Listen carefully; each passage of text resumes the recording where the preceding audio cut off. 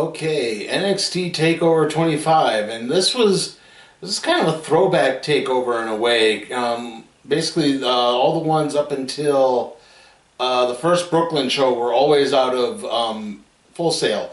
Now this one wasn't. This was in Connecticut, but as you could tell, it was in a much smaller arena than where they've been the last, say, 3 years or so. Where they're always tied to the big four pay-per-views and then one extra one.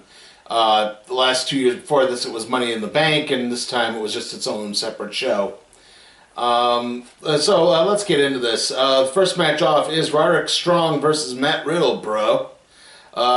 Basically, during the entrance, Riddle came out with his flip-flops and deliberately kicked them at Strong. Right off the bat, Riddle tried to go for the bro mission, but Strong avoided it. Riddle came back and hit 3 gut-wrench suplexes. Strong tossed Riddle off the ring post and then hit a backbreaker on the ring apron. Strong used the ring post to do a bow and arrow submission hold on Riddle. Riddle tried to lure Strong into a cradle pin, but Strong fought out of that and hit an Olympic slam. Riddle came back and hit a Pele kick and an exploder suplex. Riddle hit a go-to-sleep German suplex combo, but Strong came back and hit a jumping enziguri and a superplex. Strong hit the end of Heartache for a 2. Riddle hit the final flash for a 2. Strong countered a moonsault into a Boston Crab. But Riddle fought out of that and locked on the bro mission. And then Riddle hit a sort of an inverted neutralizer. That's Cesaro's finisher. Instead of picking him up and kind of putting him in the cradle and then landing forward, he picked him up, but Strong was actually facing the other way. It looked kind of like a tombstone driver instead of the neutralizer, which is more of a pile driver like maneuver. That won the match. Really good, solid match to start things off. Obviously, typical kind of opening match where you get the crowd pumped and ready to go. Not really a drawback in this. Maybe there were a couple of slow points I just forgot, but yeah, this was a really good, solid match to start things off again. After that, we had the Fatal 4-Way match for the Fatal 4-Way Tag Team ladder match for the vacant Tag Team Championships. They were vacated by the used to be War Raiders, now the Viking Raiders, or the Viking Experience, or the Viking War. I can't even remember what they're called anymore. The Viking guys. They got called up to the main roster and they basically forfeited the championships. It's the Street Profits versus the Forgotten Sons versus the Undisputed Era of Bobby Fish and Kyle O'Reilly versus Oney Lorcan and Danny Burch. Wesley Blake and Steve Cutler were representing the Forgotten Sons, though Jackson Riker would make an appearance later on. Fish and O'Reilly immediately went after Montez Ford as the match started. Everyone went out after the Forgotten Sons for a bit. Blake hit a suicide dive through the ladder onto the members of the Undisputed Era. And the Street Profits and the Undisputed Era both tried climbing a ladder early on. Lorcan and Burch hit German suplexes on the Forgotten Sons, who were carrying a ladder on their heads when that happened. And the ladder flew off and it almost took out Kyle O'Reilly. Like he was not paying attention. That leg just almost caught him right in the head. That would have been a disaster. In fact, later on, I think O'Reilly did hit a ladder rung and knocked his tooth loose, because you can see it was kind of dangling out of his mouth for a little bit. Blake powerbombed O'Reilly onto a ladder, and which knocked Bobby Fish off. He was climbing it. It's at this point that Riker makes his appearance and he goes after everyone. But then they all gang, everyone except for the other Forgotten Sons members, obviously. But then the other tag teams all gang up on him. They smash a ladder off him 6 times. The other teams begin hitting things. Lorcan hits a missile dropkick on the Undisputed Era, who are climbing a ladder. And then Lorcan and Burch hit a European uppercut on, I believe it was Cutler, and the Street Profits hit a super blockbuster on, I think it was Blake. Like I said, Unfortunately, I can't tell members of the Forgotten Sons apart sometimes. Anyway, the Suns fought back. They toppled the ladder with both the Undisputed Era and Larkin and Birch on it. The Suns were climbing the ladder. Dawkins speared Cutler through the ladder, and that enabled Montez Ford to do a springboard maneuver on top of the ladder, knock Blake off, and the Street Profits grabbed the championships and are officially the new NXT Tag Team Champions. Probably a long time coming for Angelo Dawkins, because he's that guy. I think he's been in there since he's been in NXT since they opened the Performance Center. When he started, his only noteworthy thing was he had 2 headbands, and at least he seems to have finally found a groove with the Street Profits thing, and now it seems to be working out for him. So at least you got that going for you. Okay, our next match is the North American Championship match, Velveteen Dream versus Tyler Breeze. So the story with Tyler Breeze is he was on the main roster, obviously, as part of the Fashion Police. Both he and Fandango got injured. I believe Fandango is still injured. He's only just now coming back. And Breeze has elected to return to NXT. I don't know if this is a temporary thing or not, but he wanted a match against Velveteen Dream, because Dream kind of works the same shtick that Breeze did with, Breeze is a supermodel and Dream is the, Prince knockoff, basically, but you get the idea. Early on, the Dream entrance, he's kind of doing sort of a genie from Aladdin thing. I think they also said it was a little bit of Elton John as well. Right off the bat, Breeze went for an Unprettier right off to start things. Breeze hit a swinging backstabber. Dream hit a springboard axe handle. Dream tweaked his knee at one point, and that allowed Breeze to lock on a single leg Boston Crab. Breeze drop kicked Dream out of the ring. Dream took Breeze. What did I say here? Eventually, Breeze fought out of a 3DT and hit a supermodel kick. Dream fought out of an Unprettier and hit the 3DT. Dream then hit the Unprettier on Breeze. Breeze countered a purple Rainmaker and hit the supermodel kick, and then the Unprettier and got a 2 count. Breeze hit the beauty shot, which knocked Dream out of the ring. It looked like Velveteen Dream was not going to make the 10 count, and Tyler Breeze got really flustered. He couldn't get Dream back into the ring. He got up and started arguing with the ref, and that Dream grabbed the belt, made it look like he was going to try to hit Breeze, but Breeze grabbed the belt and tossed it to the ref, but that enabled Dream to hit the Dream Valley Driver and the Purple Rainmaker for the 3 count and the victory. Don't know if this signals a heel turn for Velveteen Dream. Afterwards, Dream took Breeze's cell phone and basically offered to take a selfie with them.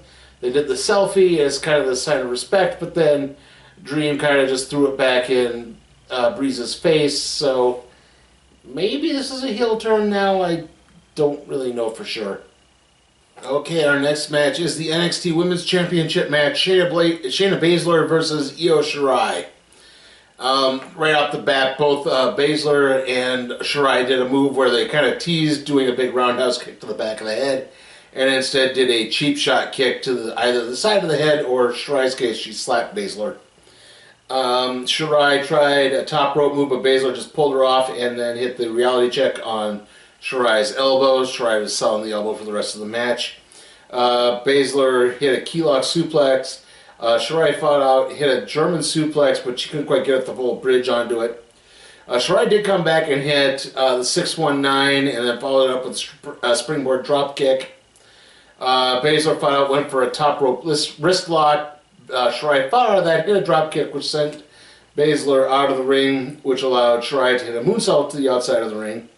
Shirai finally began to get the upper hand. She went for the moonsault again, but this time Jessamine Duke and Marina Shafir came down to the ring. But before anything could happen, Candice LeRae came out with a kendo stick and took both Baszler's entourage out. Unfortunately, that allowed Baszler to lock on a rear naked choke.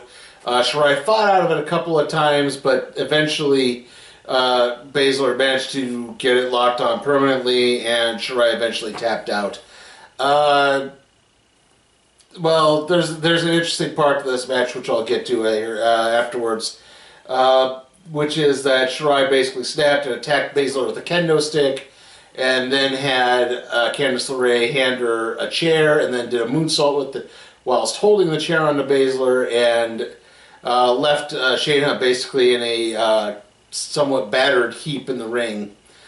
Again, double turn maybe? The crowd doesn't seem to be going for it. They just chanted, "You deserve it," to Shayna Baszler, so I don't think that's the case of this. I mean, maybe they're trying to do a heel maneuver, but I don't know. Like, to be honest, I actually thought they were going to start building Candice LeRae to be the woman to eventually dethrone Shayna Baszler, and then she and her husband Johnny Gargano would be like the golden couple. But well, we'll see what happens there.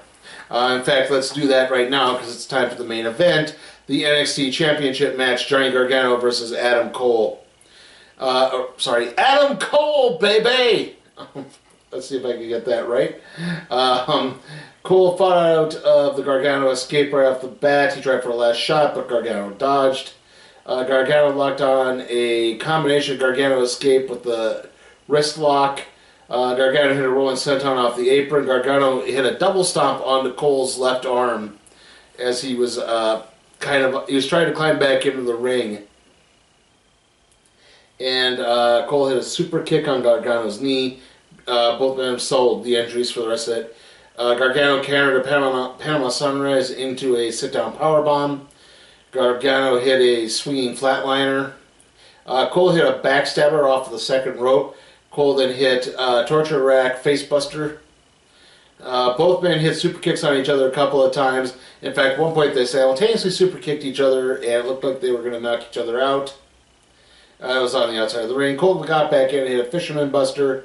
Gargano hit an arm runner for the second lock from the second rope and locked on the Gargano escape, but Cole managed to fight out of it and lock on a figure four.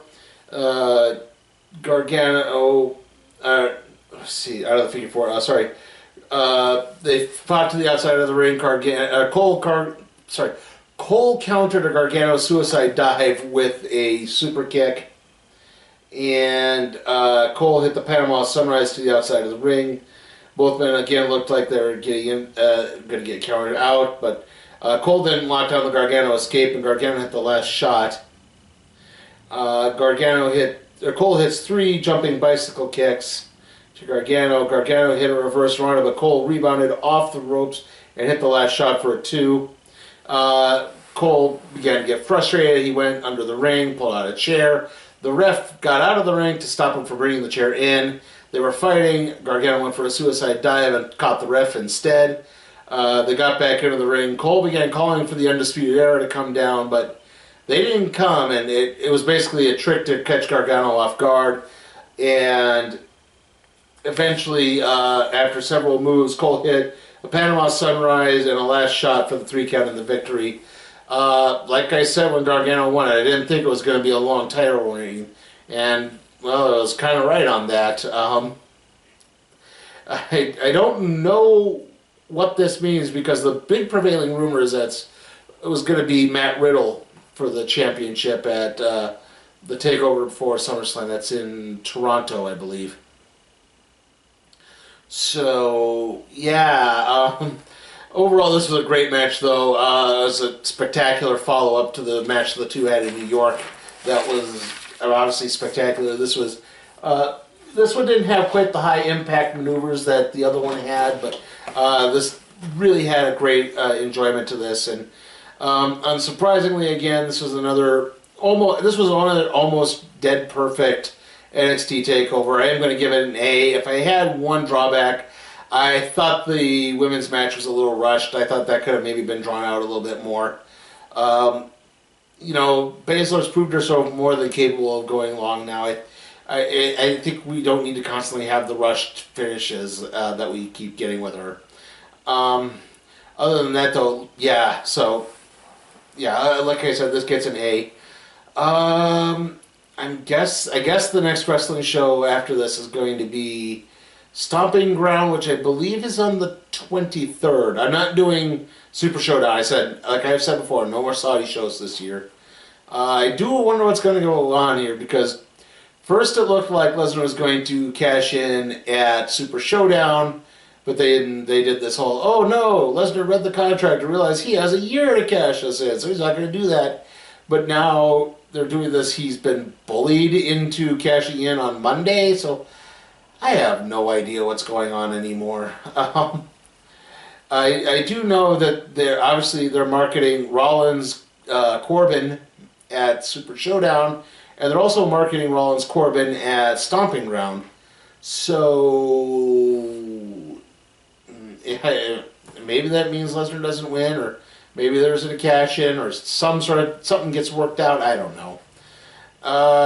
Anyway, next video. Oh, I've already put out the random trade review on. Sorry. The first volume of Saga. I have had kind of a weird few days here. On Thursday, I tweaked my back a little bit, and it was kind of bugging me throughout most of it. I thought, okay, most of it had been over with. I'd taken some ibuprofen. I was doing fine, and then I woke up this morning and I had such serious back spasms I could not do much of anything for a good hour. And it still dogged me up until this afternoon, and it seems to have tailed off, but I'm still going to take some precautions. And so, yeah, so sorry if my mind's been a little wonky today. Anyway, I put out the Saga review earlier this morning. I managed to get that done. And the next video after this is going to be the review of Secret Life of Pets 2. So, see you all next time.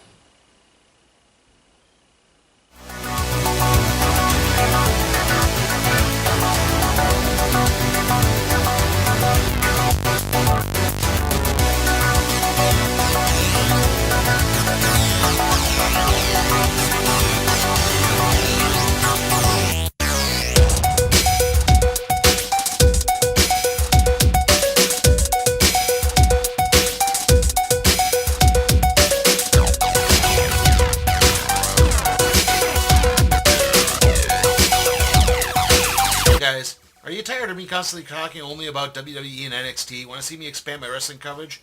Check out my Patreon at Sleepy Time for Cat Productions. Also, remember, if you like the video, give it a like, share, subscribe, and ring that notification bell.